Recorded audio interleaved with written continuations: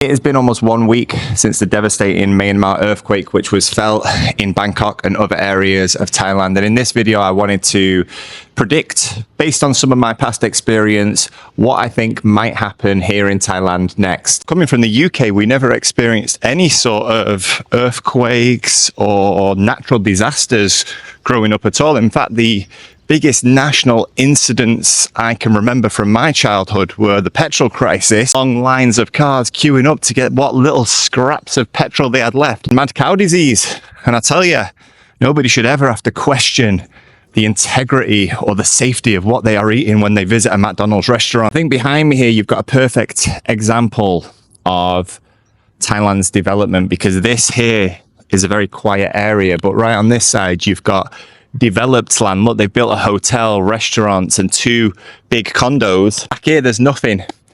And I think the biggest question that has come out of all of this is, are these condos built to withstand this type of natural disaster? Because certainly looking at some of the footage that we've seen online, looking at some of the videos, the pictures of the damage that it's done, you might think no.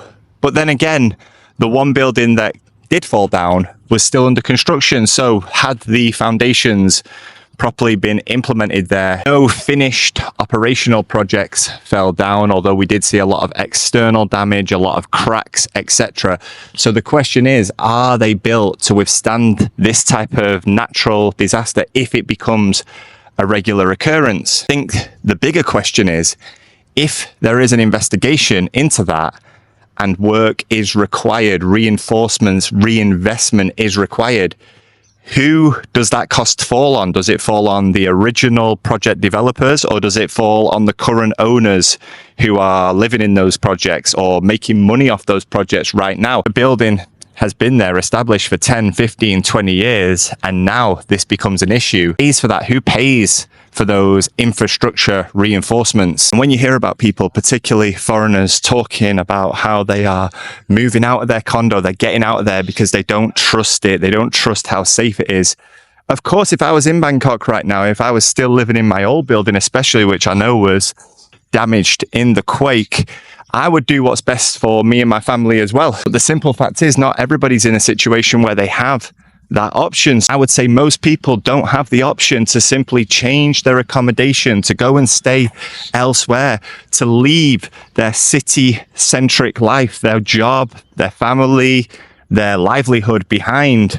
So for them, they've got no choice. They have to carry on as normal. I think one of the most terrifying videos I saw was taken by someone sat at the swimming pool. As the video, the water, the building starts to sway from side to side, you can see a guy holding on to the side of the pool. And I think one of the problems of social media nowadays is that people instinctively want to criticize, and the top comment on that particular post that I saw was, oh, this guy's got great survival instincts, with a lot of like ha comments. But trust me, I've been in this pool relaxing, taking in the sunset. If I was in this pool and suddenly the building started shaking from side to side, I wouldn't know what to do. So I really sympathize with the people who were caught in those situations. 1 minute they're just relaxing, living their best life, as people say, rooftop pool overlooking the city, and the next minute the building is swaying from side to side. You don't even know if the building is going to withstand the impact. I mean, think of it this way. Worst comes to worst, the building topples over.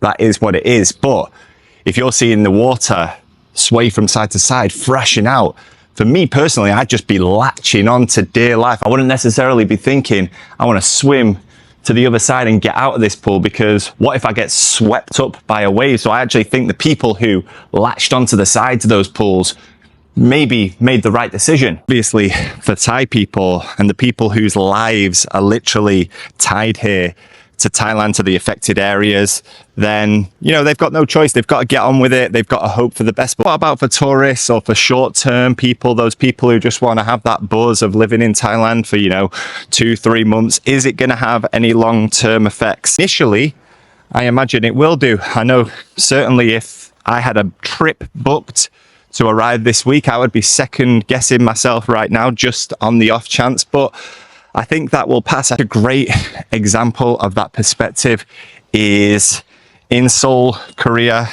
About 3 years ago, there was a tragedy in Itaewon on Halloween. Now, for those of you who don't know, Itaewon is a big party zone, and on a regular Friday or Saturday night, it's tough to move around. It's not very comfortable. It's definitely a place you go when you're young. It's the sort of place that once you get to a certain age, you don't want to be anywhere near it. But Halloween, especially in that area, is crazy. It's the biggest night of the year, the biggest party night of the year. I went there once, my first Halloween in Korea, my first Halloween in Seoul. I went to Itaewon, never went back. Now, there was an unfortunate crush. I think around 150 people lost their lives. Absolutely tragic. And I spoke to my friends in Korea after that happened, and I asked them what was the effect, what has changed, and they said nobody goes to Itaewon anymore. It's like a ghost town. A lot of businesses had to shut down. There simply wasn't enough people there to keep them going. That was 2022, which means Halloween came in 2023, and by Halloween 2024, I'm led to believe it was pretty much business as usual. Now, I'm sure there's many individuals who may have otherwise gone to Itaewon who would no longer consider going there, but in terms of mass crowds, in terms of that mass change of perspective, things eventually just go back to normal. They always do. And that's very much what I think will happen in Bangkok. And for any football fans amongst you, I'm a Man United fan. We're having an awful time at the moment. We've got the Glazer family in charge. And one of the big talking points is that people should boycott the club. They shouldn't buy merchandise. They shouldn't buy tickets. The problem with that, in my opinion, is that even if 10,000 people were to give up their season ticket, boycott the club, stop investing their money, there will always be 10,000 other people waiting to replace them. 10,000 other people who are willing to overlook the problems, who just want their experience, their piece of the pie. And I think that is what will happen here in Thailand as well. Of course, some people will leave, some people won't take the risk. I'm not in that situation. I've got a family to think about, but some people will definitely leave. But I think once this dies down, they'll just be replaced by another group of incoming expats. In 2012, I moved to South Korea. And in 2013, it was just a year or two after Kim Jong-un had come into power. And one regular day, nothing going on, quiet life, these sirens started going off in my small town. It was a very scary situation. I contacted some of my friends. I'd not experienced anything like this, of this level before. Now, I went on a Facebook expat group that was a good resource at the time, and the advice that was given there from the American embassy was to leave because of the uncertainty of that situation. I sought counsel from the people around me, especially the Koreans. They said that in their opinion, they didn't think anything would happen. So I stuck it out, and I'm glad I did, because nothing did happen, but it was a very scary, uncertain time for me.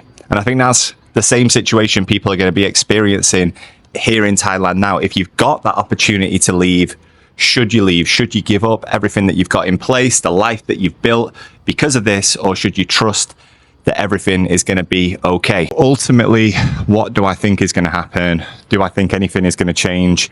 No, I do not. And I'll tell you why. This earthquake is obviously huge news now, but we've seen huge news before. And once this news cycle passes, once people move on to the next thing, they'll forget about this. And I don't mean they'll literally forget, but they'll start to convince themselves it was just a one-off. It could happen again, I don't know. But what Bangkok offers, what Thailand offers, particularly to the short-term expats. I'm here long-term for family reasons, but particularly if you want to come for a month, 6 months, a year, but you've always got that get out of jail free card.